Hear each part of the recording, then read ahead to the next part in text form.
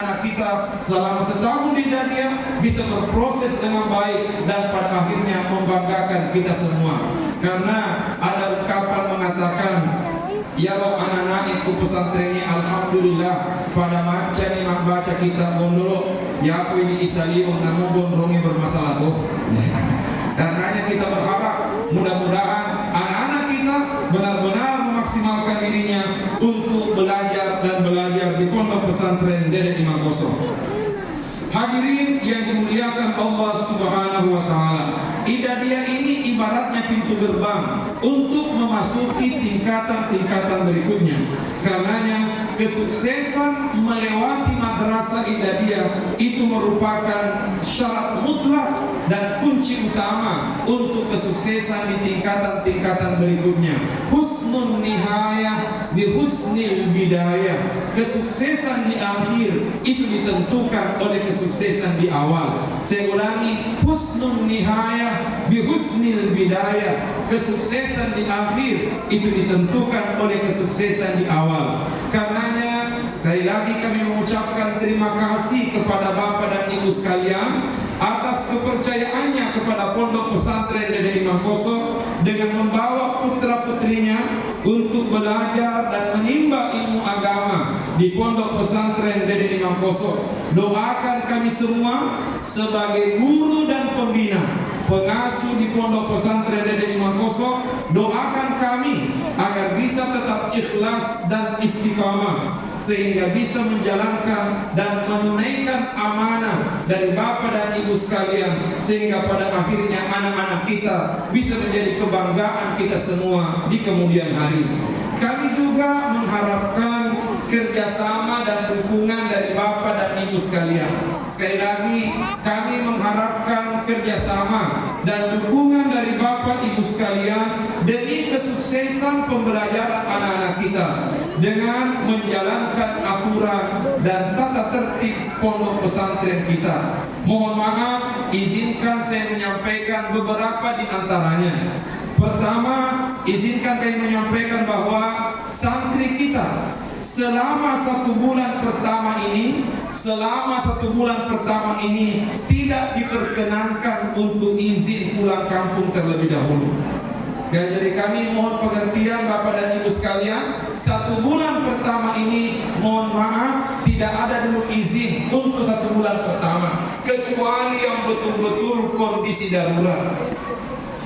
Saya yakin ini berat, tapi ini semua perlu dibiasakan. Sebab Allah bisa karena biasa. Mengapa ini perlu dilakukan? Satu bulan pertama itu adalah satu bulan yang paling berat untuk anak-anak kita.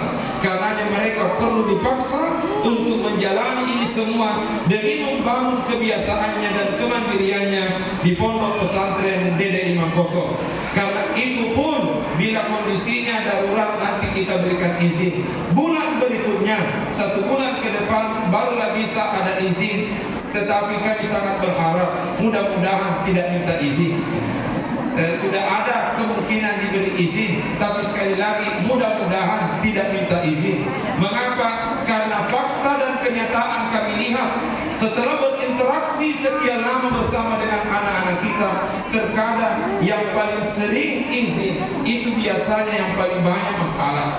Sehingga dengan demikian kami sangat berharap mudah-mudahan anak-anak kita karena kami yakin dalam proses pendidikan utamanya di pesantren ada 3 yang harus bekerja keras. Pertama, gurunya, yang kedua, santrinya, dan yang ketiga, orang tuanya. Mohon maaf, beberapa tahun yang lalu ketika penerimaan santri baru berjalan 2-3 hari, tiba-tiba ada orang tua santri yang menemui saya di rumah setelah sholat zuhur beberapa tahun yang lalu minta izin dengan mengatakan, "Tapi Ustaz, aku ini welo izinkan ya anakku." Maka dekat maga memang ibu, maka dia tulis mondok dari kamaranan, selalu tinggal menangis. Ini saya katakan bersabar ibu, tidak ada dulu izin sampai 1 bulan kemudian.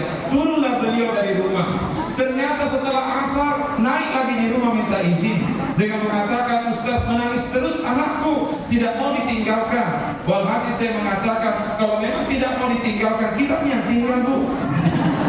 Ternyata cerita tidak ada izin, turun lagi.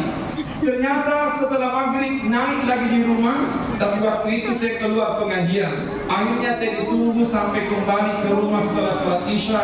Begitu selesai salat isya, saya kembali di rumah. Beliau pun naik menemui saya minta izin. Akhirnya saya pun mengatakan kepadanya, biasanya Bu kalau begini kondisinya, bukan santrinya biasa yang tidak bisa tahan di pesantren. Terkadang orang tuanya yang tidak bisa berpisah dengan anaknya. Langsung dia mengatakan, sepertinya saya yang begitu Ustaz.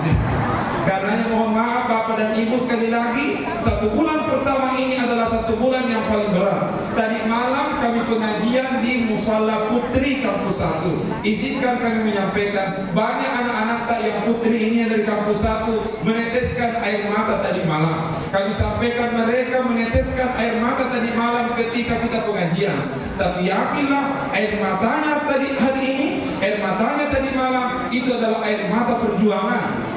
Kami yakin Bapak dan Ibu pun juga tidak sedikit yang meneteskan air mata, tapi air mata itu adalah air mata harapan.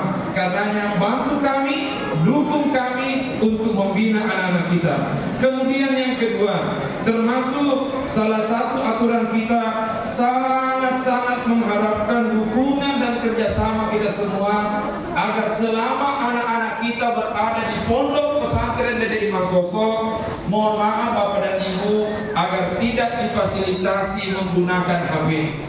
Agar tidak difasilitasi menggunakan HP. Kalaupun kita ingin berkomunikasi dengan anak, silakan hubungi pembinanya, karena setiap pembina telah menyiapkan HP untuk komunikasi orang tua dengan anaknya, sekalipun tentu nanti akan diatur waktunya. Mengapa? Karena yang kita inginkan adalah membangun kebiasaan dan kemandirian bagi anak-anak kita, sehingga kalaupun misalnya nanti kita minta komunikasi, tapi pembinanya mengatakan tunggu dulu Pak, tunggu dulu Bu, kita nanti atur waktunya, kami mohon pengertian Pak untuk bekerja sama dengan pembina. Mudah-mudahan semua ini bisa berjalan dengan sebaik-baiknya. Termasuk kalau datang berkunjung di pesantren untuk menjenguk anak-anak tak, mohon maaf Bapak dan Ibu, kalau memungkinkan jangan kita pinjamkan HP anak tak. Kenapa? Karena saat pembinanya siang dan malam bertahan untuk tidak menyerahkan HP kepada anak-anak tak. Selama 1 bulan mereka tidak pernah menyentuh HP, tapi tiba-tiba kita datang menjenguk anak kita lalu menyerahkan HP kepadanya dengan rasa kasihan, maka perjuangan guru selama 1 bulan itu rusak seketika karena kita langsung menyerahkan HP yang notabene itu sudah diperjuangkan oleh gurunya untuk menahan anak-anak kita menggunakan HP. Karenanya lagi-lagi semua ini adalah upaya untuk membangun kebiasaan dan kemandirian bagi anak-anak kita. Kemudian selanjutnya, bila nanti anak-anak kita menyampaikan sesuatu, apakah itu termasuk keluh kesah atau termasuk curhatan, anak-anak kita menyampaikan kepada kita, kami berharap agar segera dikomunikasikan dengan pembinanya supaya bisa segera ditindaklanjuti dengan sebaik-baiknya. Karena namanya juga santri baru, mereka berhadapan dengan kondisi yang berbeda dengan rumah masing-masing, tentu akan mengalami dan merasakan berbagai macam hal. Tentu tidak sedikit di antara anak-anak kita nanti akan mengeluh, tidak sedikit di antara anak-anak kita nanti akan menyampaikan curhatan-curhatan tersendiri. Karenanya berikan semangat kepada mereka, berikan motivasi kepada mereka, dan kami mohon agar segera dikomunikasikan dengan pembinanya agar bisa pembinanya menindaklanjuti dengan secepatnya dan sebaik-baiknya. Kemudian terakhir mungkin dari kami ingin sampaikan kepada Bapak dan Ibu sekalian, segala proses transaksi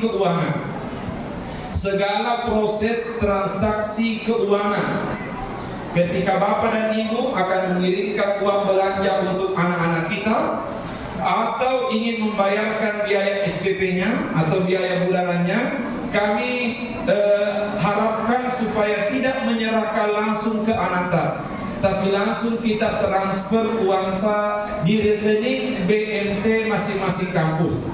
Insya Allah melalui pembina nantinya akan disampaikan kepada Bapak dan Ibu rekening BMT masing-masing kampus. Santri yang tinggal di Mangkoso silakan kita kirim uang melalui rekening BMT Mangkoso. Santri yang tinggal di kampus 2 Putra Tondronge Bagi orang tua yang akan melakukan transferan, silakan ditransfer ke rekening BMT Kampus 2 Tondonge yang ada di Burundang